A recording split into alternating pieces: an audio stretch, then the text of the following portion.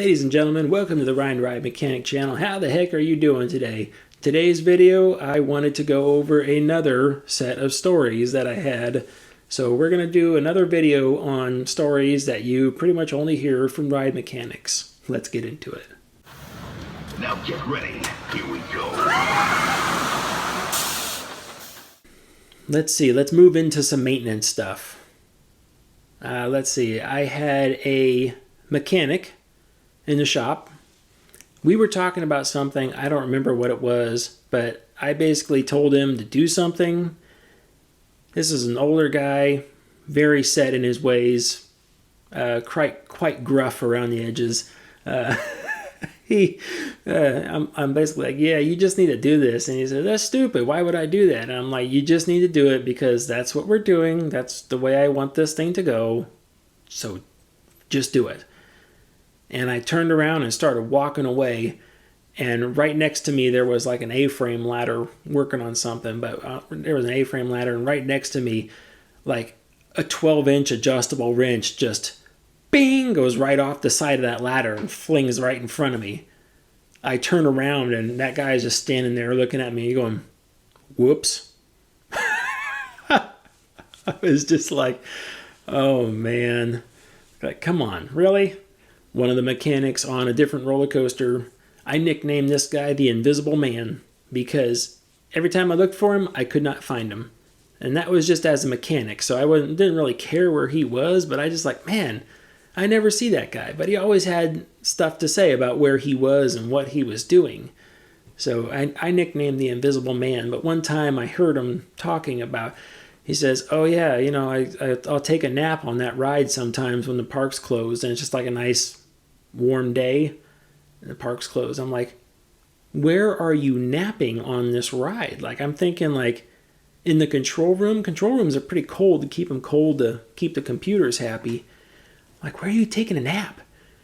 And he's like, oh, up on the transfer table. I'm like, on the transfer table? He says, yeah, if you walk back to this one spot and lay down right there, when you walk up from the exit, you can't see me laying there. And he says, and if you're going from downstairs, you can look up. He says, you can't see me up there either. He says, sometimes I'll just lay down there, take a 20, 30-minute nap. And I was just like, okay. My thought is that if you were to roll over from that location, you'd fall off the transfer table. And that's like 25 feet up in the air. Like, I wouldn't want that to happen. That just sounds unsafe to me. But I've heard all sorts of stories of people sleeping in control rooms and places like that. That's the first time I've heard someone talk about sleeping on the ride itself somewhere. In our Rapids Ride control room, for a long time, there was a styrofoam cup up on top of one of the cabinets. And when you picked up the cup, it kind of looked like trash. So I was like, why is it there? When you picked it up, and it was weighted. It had weight on the inside. I was like, what is this? And we looked down on the inside, and there was just like 15 blown fuses in there. You know, fuses like that big, 10 millimeter in diameter. There was like 15 blown fuses in there. But inside, one of the control guys had left the cup up there on purpose because inside that cup, on the inside of it, where you couldn't see it from the outside, he wrote down on there, this is not how to troubleshoot the ride. When it comes to controls guys, though, this guy had some funny stories because it was always him and this other guy. They were both funny little characters. They would always make jokes and they'd crack up doing stuff. But one time they were measuring a motor, and he had connected the leads up to the motor and gone back, and he had an old Megger style, which is a crank style, which is where it had a little tiny handle on the side, and as you crank it, it would generate high voltage. And then as it started to generate high voltage, you would push down the Meg button, and it would send the high voltage out the wire, and it would test the insulation of the motor to see if the motor was going bad.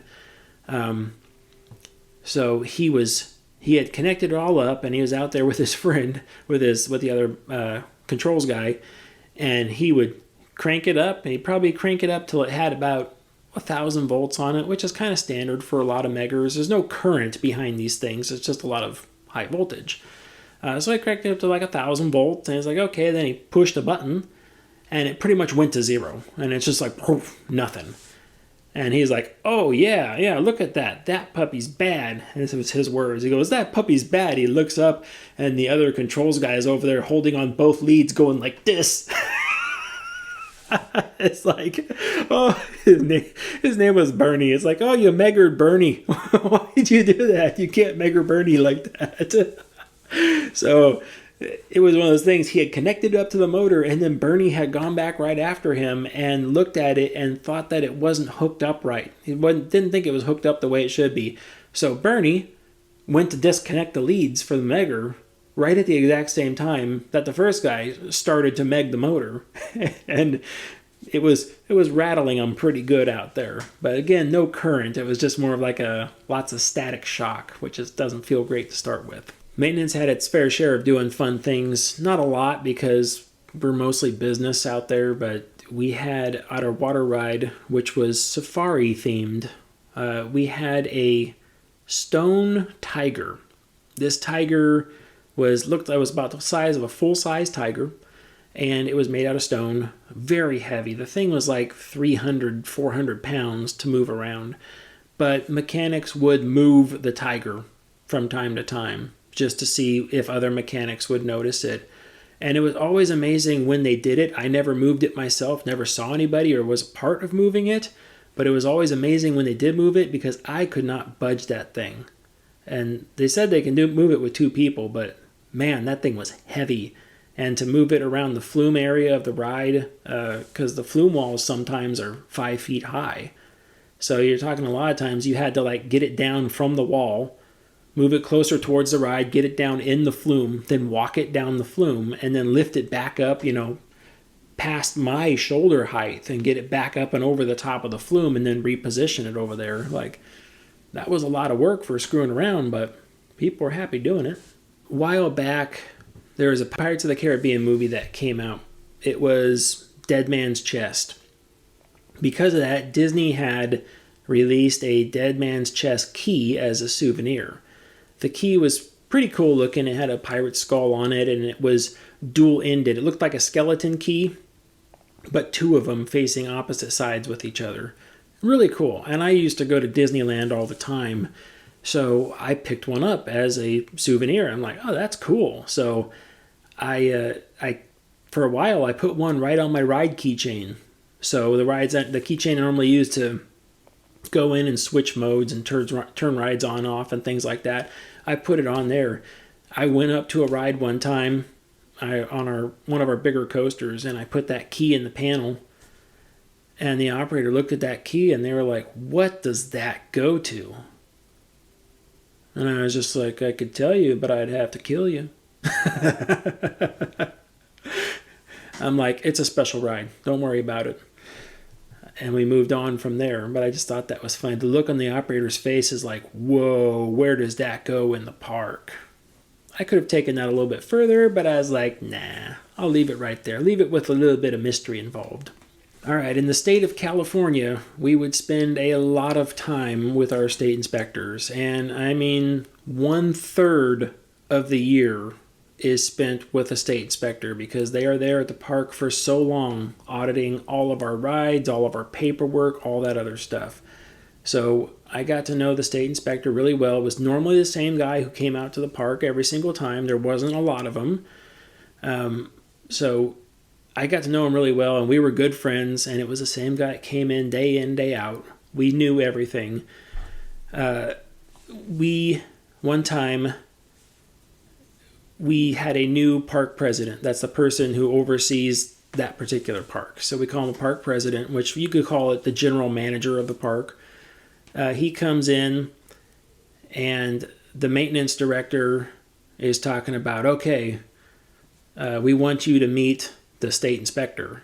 And the maintenance director was pretty new at the time, too. He had just recently started as well. So I had a new park president and a new maintenance director, fairly new maintenance director, standing there, and they wanted to meet this guy. So they're doing they're getting everything ready, making sure, hair looks good, and they're okay. We don't want to say anything. We don't want to say anything bad. We don't want to do this. We don't like they're going to judge everything that we're saying, and we have to be very careful about. Okay, Just be careful. So the state inspector walks in, and I'm off in the background, knowing that these guys are nervous as heck. So I'm off in the background, and the state inspector starts to shake hands with the park president. He's like, hey, nice to meet you. And then he already knew the maintenance director at that point. They had already said hi earlier. So he's like, oh, yeah, nice to meet you. You know, they just don't want anything perceived as wrong around the state inspector. They don't want anything to go wrong because they're newer in the position, and that reflects badly on them, rightfully so. So I start walking up, and the state inspector looks up to me, and he's like, not going to cuss about it, but he's like, WTF are you doing with these rides? And I look back at him, and I'm like, I'm trying to make them work right. What the hell's your problem? You're trying to break my rides all the time. Can't you do anything right? And we bantered back and forth for like a solid minute, top of our lungs, just like, you're such an idiot for doing this. I don't know why you're still here. I don't understand how you still have a job after shit that you've done around this place and blah, blah, blah, blah. And we just keep going back and forth. The director and the park president, jaw just on the ground. They're just like, oh my gosh, because this is like their worst nightmare come true.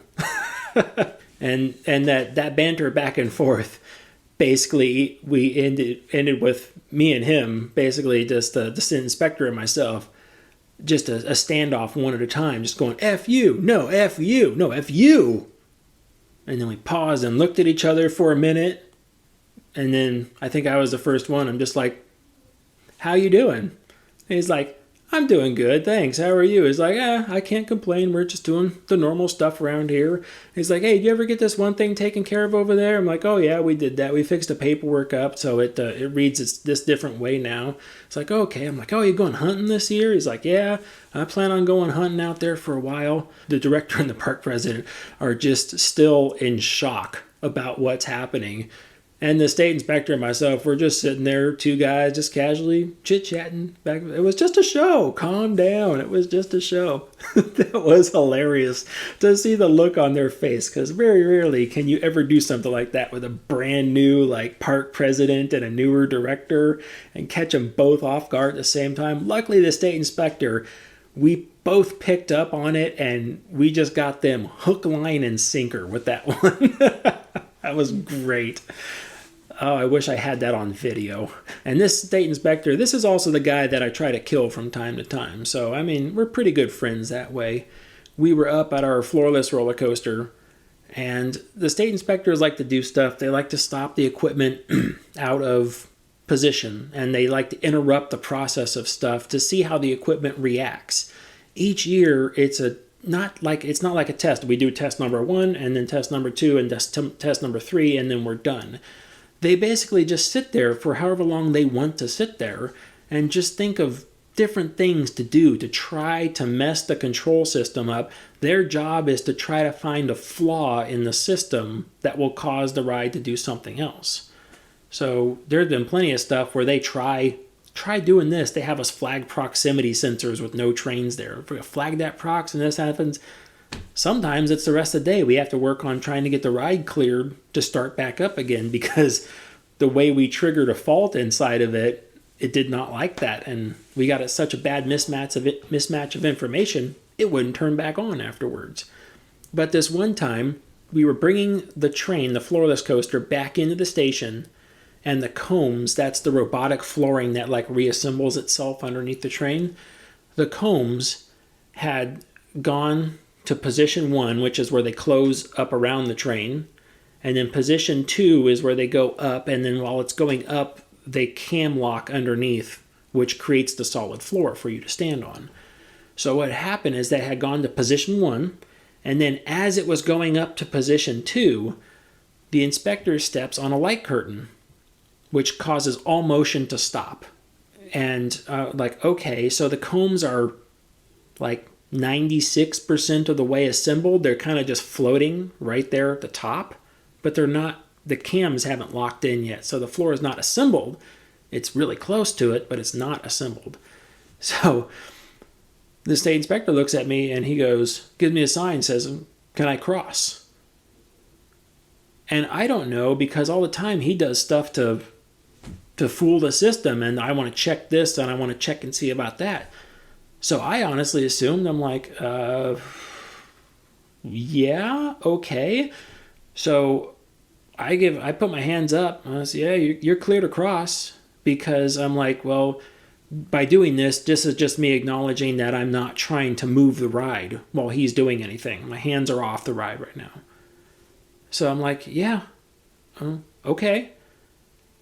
And he starts walking over, steps on the first comb, almost falls through the floor because the comb is sitting there in limbo like this. It's not locked, remember? So he steps on that, and that thing goes down and starts to open back up again. Not pneumatically, just the weight of him pushing on it starts to do that. Luckily, he had a quick reaction. He grabbed the restraint in front of him and the restraint on the side because he was going between the rows.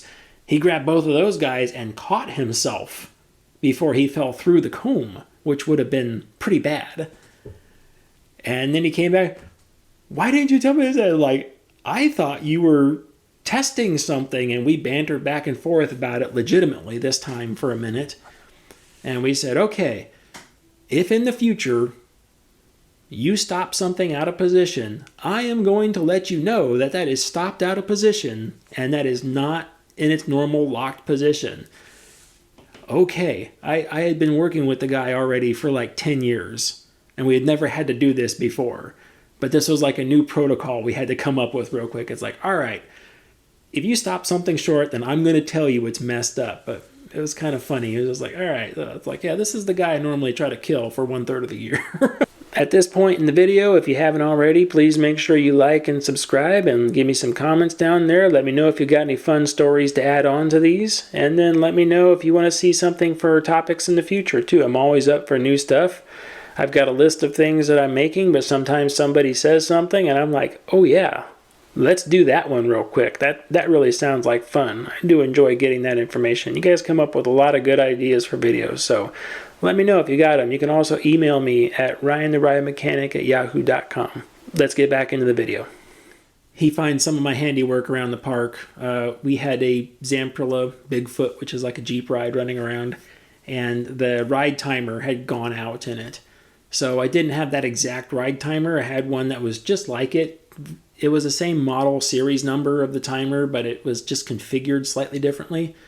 So I went and on a ride call, I remember I put that timer in, but because all the wires ran from the top and they went into it like that, well, the new timer had 2 of the wires on top and like 1 on the bottom.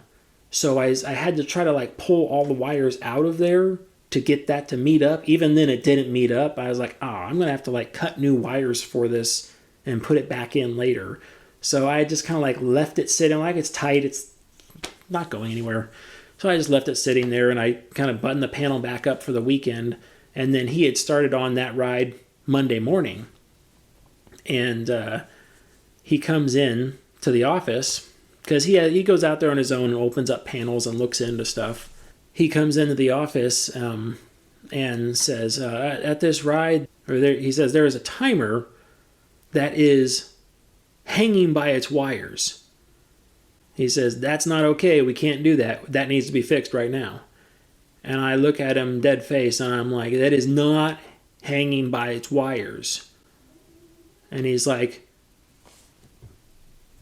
all right, let's have this argument. Like, what are you talking about?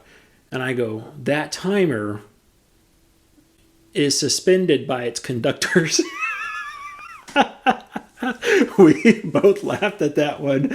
He's like, but you seriously need to fix it. I'm like, yeah, it was on my list. I'll actually go out there right now and do that. He says, okay. So he goes back to work doing some other paperwork and stuff. And I show back up about 30 minutes later.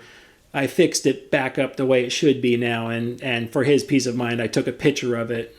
Right, I took a picture of it. I'm like, there it is. There it is. He says, okay. He's like, I still have to write that down. I'm like, perfectly fine. Go write it down, but it's fixed now. I love engaging with semantics sometimes, just like, no. It's not hanging by its wires. It's suspended by its conductors. That's what it is. That state has really messed with some of the rides, though. I mean, there was one instance where they created a ghost train and transfer, and we could not get rid of that ghost train for some reason. So I had no other option, really. Like, I tried all sorts of block resets and stuff, but I could not get that out of the logic. The transfer track has a lot of complicated logic around it because it's the one spot on the track that could bring in and take out trains. All other spots in the track are always meant to pass trains. Pass, pass, pass. One goes in, one comes out. But the transfer track is the only area of the ride where you can just put a train into existence. We don't have to pass it from one thing to the other. It's now just there. So he created a ghost train and a transfer that we could not get rid of. So I had to go back through behind him, and I had to go back through and flag all the other proximity sensors in there to make the rest of the train. And then what I did is I moved the transfer track over to the work bay and simply just put the train away. I put the train away. I moved it all the way back, and I started flagging other proximity sensors. We used 2 people to do it. As we moved the train all the way back into this theoretical empty bay that's back there. And then once it was back over there, I flagged the proximity sensor in the work bay. And then we went ahead and turned it back over and moved the transfer track back over to the ride. And the ghost train reset at that point. I'm like, we actually put a ghost train away in the transfer system. We had mechanics visiting from another park one time, and they were out there working on our Sky Coaster. Most all Sky Coasters are fairly close to the same thing. And we started talking about shortcuts on time and this and that. And I said, yeah, just the one thing you can't do out there is you can't fly the stairs. And he says, what do you mean? I was like, I've had mechanics get cocky before, and they overrode. There's the stairs that are on this rolling platform. They go forward and they hit a limit switch that allows the package to winch up. Because if you hit the stairs out there, people would just flat run into the stairs. Can't do that. So mechanics, in order to save time and stuff like that, they would go out there and override the limit switches so they could stand out on the stairs and deal with all the cable assembly stuff at that end and still work with the winch package and all the other stuff. It's kind of like fooling the system. Well, one time I had a mechanic leave the switches bypassed, and they took the flight cables and stuff and hooked them up to the stairs. That's where they just kind of waited, which is not a problem because the stairs aren't in their safe position, so you can't winch the assembly up unless you've got your backpack sitting on top of the safety switches. Then you can. And then what happens is you say winch up, and then that winch grabs a hold of the cable, starts pulling it back, and it starts to literally lift the stairs up and off and starts pulling the stair assembly back up the tower for a little bit. Not much, the system's not that powerful, but just a little bit. It's enough to like move the stairs back like 15, 20 feet, and it makes a giant mess out of things. So I had guys visiting from another park. We know it's rare experience, but we have this at our own park. Don't worry about it. We got all this. And I'm like, your certification from Sky Coaster is still good here? It's like, yeah, we checked into it. It's all still good. Paperwork, signs from both areas. It's like, okay. They're like, any special instructions? I said, yeah, don't fly the stairs. And they said, okay. 1 hour later. What's going on? And they say, remember that thing you told us not to do? I'm like, you guys didn't fly the stairs, did you? Yeah, we flew the stairs. I'm like, oh my gosh. Oh, man. Like, oh, what do we need to do from here? It's like, well, we need to get the stairs back over, put them back on their tracks, get everything set back to the way it was. And they're like, then what? And I'm like, it's like the counterweight cable, the winch cable, and the 2 flight cables, and all their thimbles and eyelets and clevises and everything has to be replaced now. You literally trashed that side. So that side didn't open for that weekend because it's just like, nope, we can't safely open that side anymore. Sorry. Oh, I just told them, I said, don't fly the stairs. And what'd they do? They flew the stairs. So sad. One of the fun things I got to do was I had Modern Marvels come to the park for an episode on Greece, nonetheless. And it was really interesting because I was with him pretty much all day. We had a good 6, 8-ish, maybe it's even more than that, hours of, we went around, went to all sorts of rides, and we did all sorts. They said, we want to see greasing, we want to see this, we want to see that. It's like, okay. So we did all this stuff, and we did like 8, I think it's 8, it's probably closer to 10 hours worth of stuff that we did with everything. One of the things was we went to the Impulse coaster, and they wanted footage of the ride running. So I'm like, that's no problem. We could run the ride. The park was closed. No one else was there. So this was, the guy's like, well, where do you want a shot at? And he's like, I want a shot at the end of the launch, looking backwards at the train coming at the camera. So at the camera right here, they wanted the train to look like this, where it came up and just went like that. I'm like, okay. So let's go. The station on those is suspended really high up off the ground. So I'm like, all right, let's go. So we went out there. I had a mechanic back at the panel. He was watching it. That allowed us to safely go out there. I'm like, okay. And I'm looking up where the track curves up, and I'm like, this is right about where you want the camera, right here in this area. He goes, okay. So he sets the camera up, and I'm like, you good there? He's like, I'm good. And I motioned to my buddy. I'm like, are you good? He's like, we're good. And then the camera guy goes, we're safe here, right? And I'm like, yeah, we're safe here. Yeah, we're safe here. It's fine. And so he goes, okay, I'm ready when you are. I motioned to the other guy. I'm like, send it.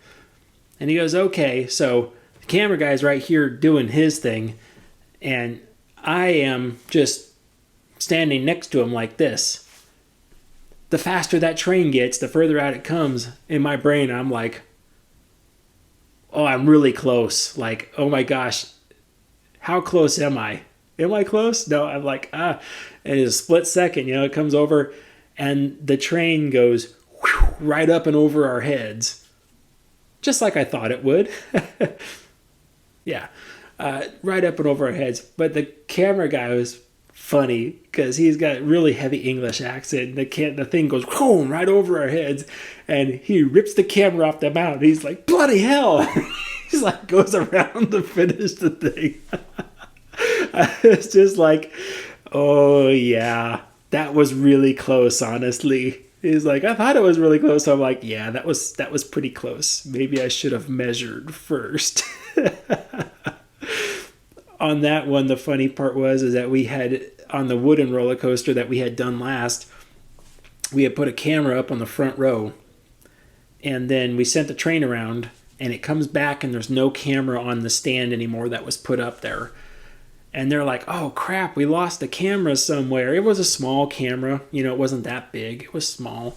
But as we brought the thing back in, as the train came back into the station, we were like, oh no, it's in the floor pan. It had just fallen off the mount onto the floor pan. And they're like, how does that happen? The screw that's on there, it doesn't move. The camera has to be twisted down on top of it. And that's when I was like, oh, that means that while it was running, it was untwisting. And I was like, oh, please, can you put that in like the credits or something like that? And so just have that video going 360 degrees before it falls back down. Like, that would have been freaking awesome.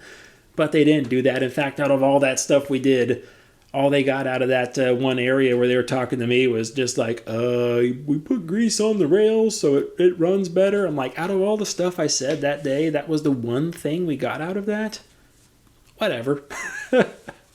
Not my best moment.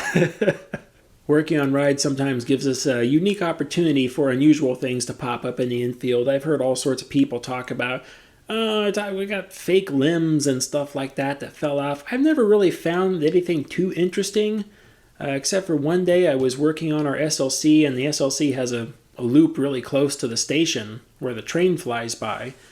And I was up there, and I was like, there's a rag on top of that support, right where the gussets are. There's like a red rag sitting there. I'm like, how did that get there? And I'm getting closer. I'm like, is that a rag? It's red. Why is it? It doesn't look, it's a bright red. Why is it bright red? And then I like get the pickers from operations, which is a long handle, the picker, and I reach way out there and I could just barely get it, and I grab it and I pick it up, and I'm like, oh, that's not a rag. Those are panties. It's like, why did I find panties on the structure of the ride? Like, the ride is not that good. The ride's not that good. How are there panties laying on this ride? That was funny. That got a good laugh out of everybody back at the shop. It's like, how did panties end up on a ride? It's like, I don't know, but they're like lacy red panties. Like, don't know how they ended up on the support rails of the track, but they did. They wound up there. Like, I don't even think you could throw them and land them in that spot. They had to have just drifted there from, I don't know, pocket or something. Someone knows how panties end up on a ride. Let me know. I've always wanted to hear the backside of that story. But the funny part is that the funnier part is that like 3 days later, on our other Vekoma ride, the mechanic out there found a different pair of panties in a different section of that ride. Not on the track. It was just on the ground. But I'm like, we were sitting there like, how many pairs of panties are people bringing in to this park on a daily basis? Is this a normal thing? Or is this like people walking around, which is like, oh, let's just get a couple pairs of panties, put them in your back pocket and walk around. Don't know why that happens, but apparently it does. Maintenance has its fair share of interactions with guests, but typically not most because rides are clear by the time we get there. But I remember this one time I went up to our Flores coaster, and this lady, these days I would say it was a Karen. This Karen up there is like, you can't go any further until you tell me exactly what's wrong with this ride. And I was just like, oh, okay. So I told her what was wrong with the ride. And basically it was this fault that we got downstairs. It was kind of a common fault. Just stops motion on the ride. But I happen to be really good at remembering what the fault was. And when they wrote the fault out, when Consign did the logic for it, they wrote the fault out there. The fault's written in like a paragraph form.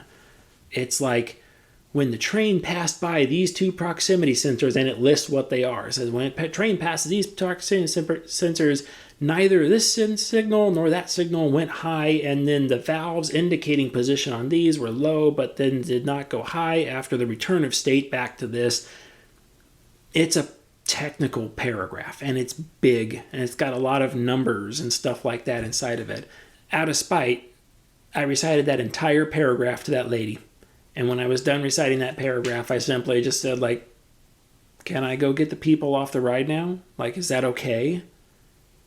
And she's like, well, yeah. I'm like, oh, good. I'm glad I took the time to fill you in on what the problem was. And I walked back over to the panel and continued to get the people off the ride. Of course, sometimes I'll also pit guests against each other and just like a free-for-all, let it happen. So sometimes, it happens a lot. We go up the lift hill, someone pulls out their phone or their camera, operation sees it, and they hit the lift stop button. And then everyone starts to get upset. The more time they sit there, the more upset they get. So what happened one call was that no one from operations was available to go up there and try to answer this call. So maintenance showed up instead.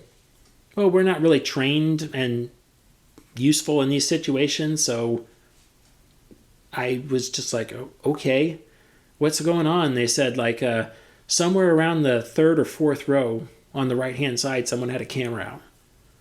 That's all we know. It's like, that's all we know. Went up the lift hill. I'm walking up there, and you hear the guests. They're upset because they've already been sitting there for like 10 minutes now because we were behind on stuff and we couldn't get out there quick. So the guests were upset, and they're like, why are we still sitting here? What's going on? What's wrong with the ride? This and that. And I'm walking up there and say, we're sorry for the inconvenience.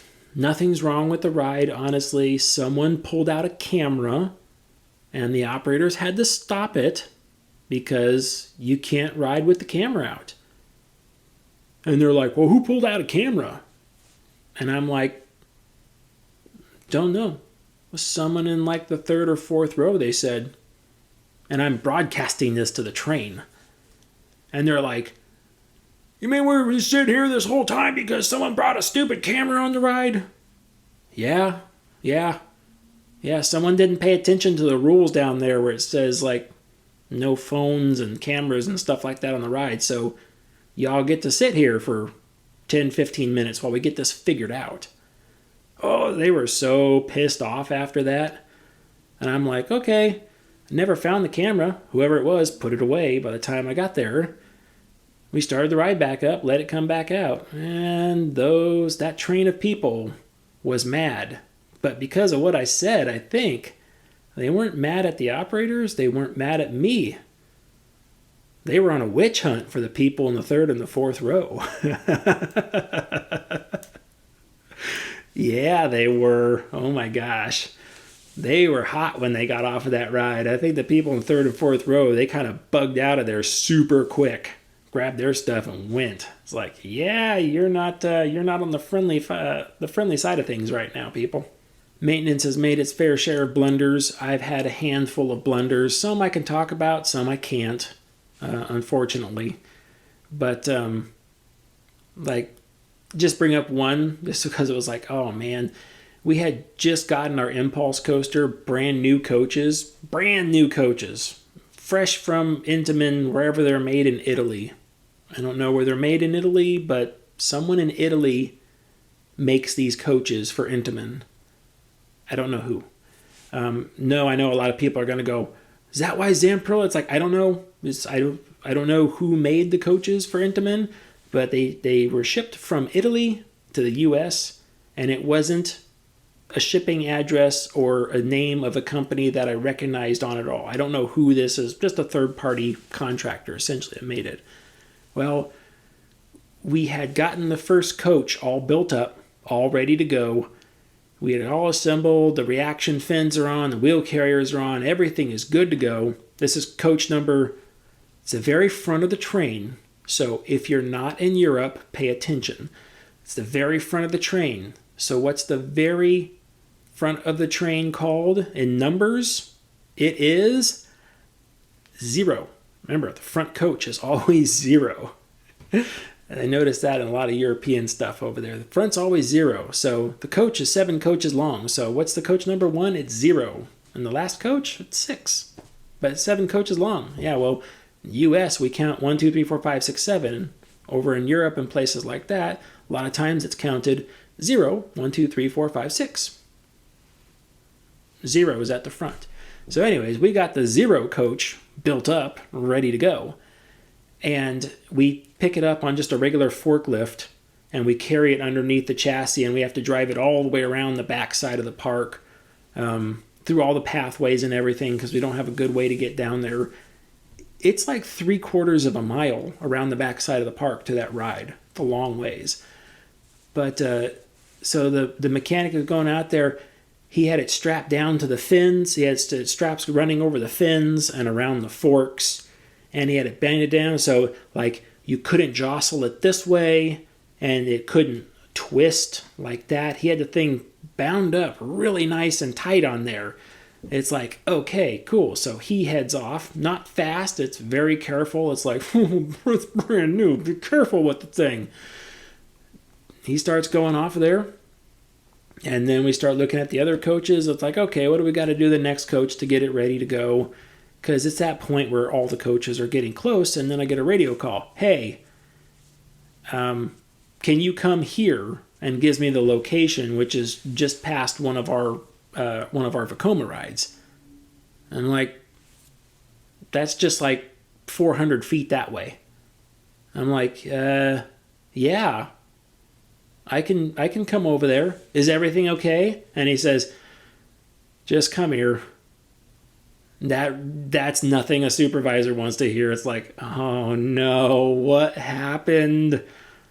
So I go over there, and there's the 0 coach sideways on the ground. I was like, oh, what happened? And well, all that stuff where it said like he used straps and bound it down, and like it didn't shake, it didn't jostle, it didn't do anything like that. And like it was really secured. Well, what happened was he went over that way and hit a pothole, like a divot in the ground, and he kind of hit the brakes. All that strapping that he did there was nothing preventing it from what it did, which is essentially it just slid forward off the forks and landed on the ground. Luckily, that was coach 0, because when we put the train on the track, the 0 coach is the very last thing that goes on. So in that case, we actually had to bring the 0 back to the shop, and then we started building the rest of them. And like we put called the wishbone on, because it doesn't have a coach. Wishbone hooks up on the back of 6, is 6, 5, 4, 3, 2, 1. And by that time, we were ready for the 0 again, because we had to 100% tear that thing all the way back down. 100% back down to bare steel. We had to have the whole frame NDT'd. We had to NDT all the pins, the wheel carriers, the fins, everything. We had to NDT everything on that again. That cost some money, but luckily we had a couple of some bent components, which unfortunately, we had to contact Intamin and say, this is what happened, and they told us how to fix it. We worked with engineering to fix it all back up, but oh my gosh, that was so bad. So bad. So maintenance, we can shoot ourselves in the foot pretty good. We have the tools, we have the technology to shoot ourselves in the foot harder than most other places can. Another instance like that is I had mechanics taking apart our SLC out in it's kind of like a boneyard area. And one of the mechanics dropped a wheel carrier on the ground, which for the SLC, they're not that huge. They're, kind of like 2 feet wide, 2 feet tall, lots of solid steel on them. But he dropped the wheel carrier on the ground and didn't tell anybody about it. So we didn't find out about it until we shipped it off it went off for NDT, went for sandblast and paint and all that stuff, and it came back. And we went to go assemble that one. And we were like, what happened to this? And the hole that the pin went through for one of the guide wheels, the hole that the pin went through was shaped like a D. It was flat spotted, completely flat on one side, just flat by 10 millimeters on there. And it's that sucks. So we actually we ended up throwing that one away. We had new wheel carriers in inventory. We have to pull them out I don't even know what those are, probably $8,000 a piece. So we pulled a new wheel carrier out and that one on the ride. So we had to notate all the documentation that wheel carrier X was removed because we just had damaged in transit somehow. And then we had to put wheel carrier, a new X, back in its place. What we found out later was that guy dropped it off the side of the company truck as he was transporting it here on site. And he dropped it off the company truck, and that's when all the damage was. Well, the sandblast guys don't care. They sandblast whatever they're given, and they paint it back over again. They don't care. The NDT guys aren't there to say if the metal is misshapen or not. They don't care about it as long as there's no cracks coming from it. They're like, fine, whatever. So it made it through sandblast and paint just to come back and be like, we can't put the round axle in the D-shaped hole anymore. That was a problem. One of my last ones is our Hawk 48. We had all sorts of issues with that. Again, that was a prototype style ride. So we had some issues with it. But one time we had the drive mess up, and we had to replace the drive with a new one. It's not a simple thing when it comes to rides because you have all these parameters that are set in there and not necessarily the equipment to interface with it. We put it in, I loaded the parameters in there, worked with it for a while, worked hand in hand with Zamperla trying to figure out why the drive wasn't behaving the exact same way the old one did. We had the drives manufacturer out there working with us. We had Zamperla working with us. We couldn't figure it out. And so because it got so complicated and so messy, they were like, we're going to have to move the parameters on the inside and do in-field adjustments to how that ride is supposed to run. So we can't do that as a park because that's a complete modification. You can't do that stuff at all. So we had to call out a tech from Zamperla. Now, we're like a lot of places you might work with, they're like, we can't wait to send a tech out because that's a lot of money, that's a lot of time, that's a lot of effort. I don't know why in the amusement industry, it seems like they never, ever, ever want to send techs out. we have begged and pleaded with companies to send techs out to help us with stuff and pretty much never get it.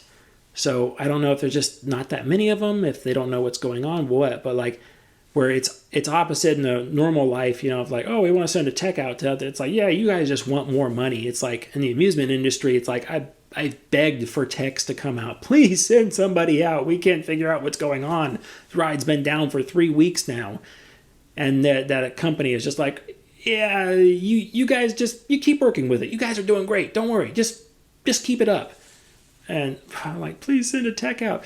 We finally got a tech from Zamperillo, a guy who was doing all the controls and everything else. He actually came out. He flew out from, I can't remember if he was out of New York or if he flew out from Italy. But I mean, it was from Italy. And we were talking, and we developed a very quick rapport about everything. And so he was saying, oh, I'll have this fixed up in no time. I'm like, oh, please. I would love that. I mean, I would be so tickled if you just came in and you were just like, oh, yeah, look, that one parameter, and go click. There we go. And the ride works. Like, that is like, I would gladly pay for that. But was not the case. He came, oh, we'll do it this, that. It's like, okay, day number 1 wasn't working. Day number 2 still wasn't working. Got it on the 3rd day, though. 3rd day, I think it was, on the phone with Italy and everything else. I think we finally got it working on day number 3, but not correct. But we got it working. But I remember day number 1, it's like, okay, we'll come back, try it again tomorrow. And then day number 2, we were talking about different languages and barriers and stuff like that. Very heavy Italian accent. It was hard for me to understand a lot of stuff he said. But knowing the Italian, that I don't really know Italian at all. I mean, I just kind of learned you got to speak with your hands a lot. Everything is with your hands. And I asked him, I said, okay, if you got to speak with your hands and all that stuff, I said, how do you say the ride is still broken?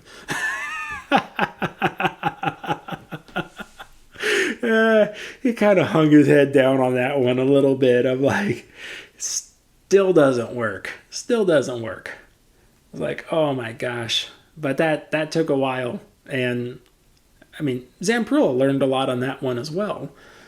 But there was, like I said, that was a prototype ride, and I don't know if you want to learn from prototypes or try to forget what you did on prototypes, because a lot of them are not fun to deal with. Okay, I think that's going to do it for this video. I'm Ryan the Ride Mechanic. Remember, stay off the air gates. Bye.